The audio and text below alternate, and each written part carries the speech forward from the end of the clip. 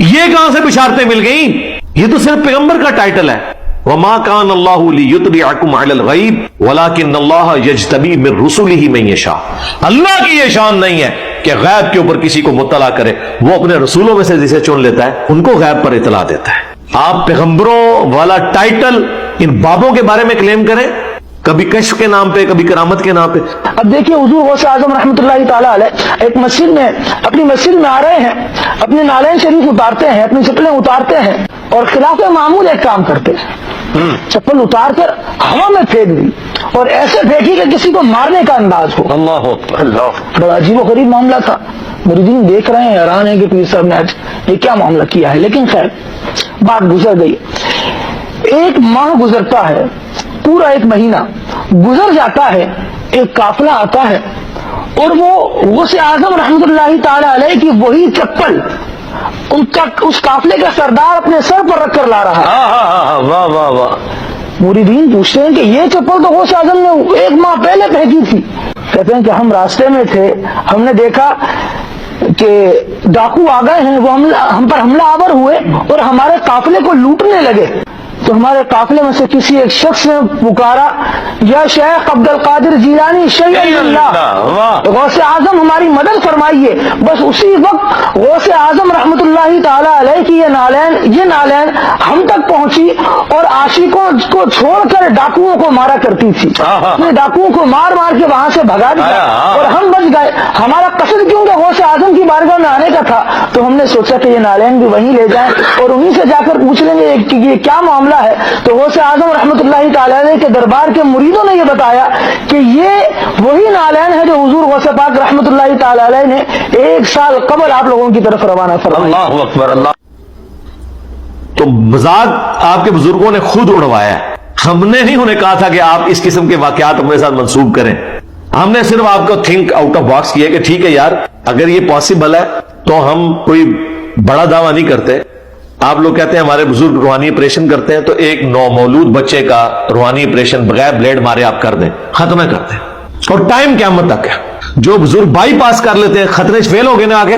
اور آپ اپنے بزرگوں کے پیچھے نماز پڑھیں، دائیں طرف سلام پھیرے تو ساروں کے غیر ضروری بال صاف، بائیں طرف سلام پھیرے تو ساروں کے ناخن کٹ جائیں، بلکہ ایسے کٹے ناخن اور ایسے غیر ضروری بال صاف ہوں کہ دوبارہ ضرورت ہی نہ پڑے، کرامت پھر مانیں گے. چلو دوبارہ ضرورت بھی پائے گی، صرف اس ٹائم صاف ہو جاتا بھی ماننا.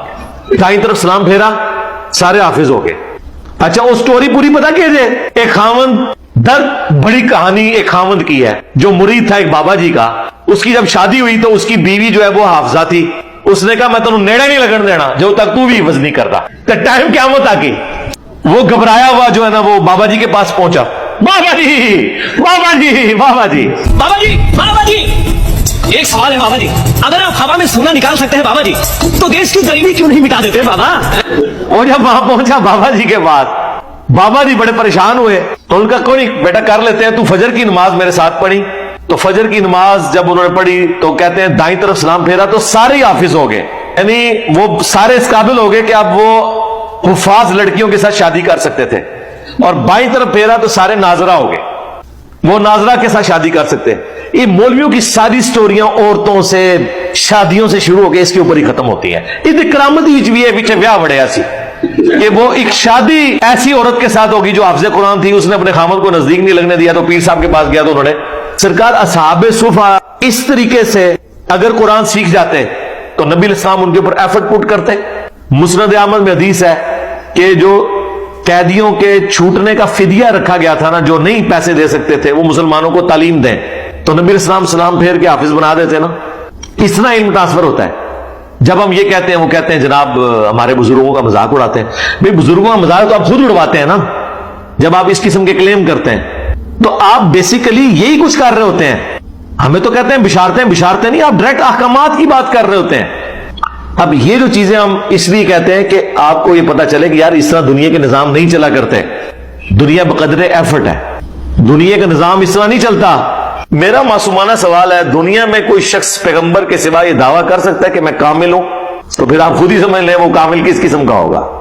اور یہ کون سی ایسی چیز ہے کہ آپ جج کر سکتے ہیں کسی بندے کے بارے میں کہ وہ بزرگ ہے یا نہیں ہے؟ یعنی کوئی اس کے اوپر اس طرح کا معاملہ آ جاتا ہے. انبیاء کو تو آپ جج کر سکتے ہیں, انبیاء کو تو مہر نبوت ہوتی ہے, مہر نبوت کے بغیر نہیں ہوتا پیغمبر. بخاری مسلم میں آتا ہے ہمارے نبی علیہ السلام کے بھی یہ دو شانوں کے درمیان کبوتر کے انڈے جتنا گوشت کا لوتھڑا تھا ابھرا ہوا, یہ پیغمبروں کی نشانی ہوتی تھی. باقی تو ان کا کردار اور وہ تو ساری چیزیں ہوتی تھی. بزرگوں میں کون سی ایسی نشانی ظاہر ہوتی ہے؟ یعنی جب وہ کپڑے اتار دیں. آپ دیکھ لیں وہ درکے والے پیر صاحب کے پاس ہماری ایکس پرائم منسٹر جایا کرتی تھی, بے نظیر بھٹو, بلکہ نواز شریف صاحب بھی جایا کرتے تھے. دوسری طرف ان لوگوں کا حال ہے, کوئی بیچارہ ننگے سر نماز پڑھ رہا ہے, اس کے سر کے اوپر ٹوپی پہنا دیتے ہیں, کہتے ہیں ننگے سر نماز نہیں ہوتی. اور جو سارے کپڑے اتار دے اسے کپڑے نہیں پہناتے, کہتے ہیں یہ پہنچا ہوا بزرگ ہے.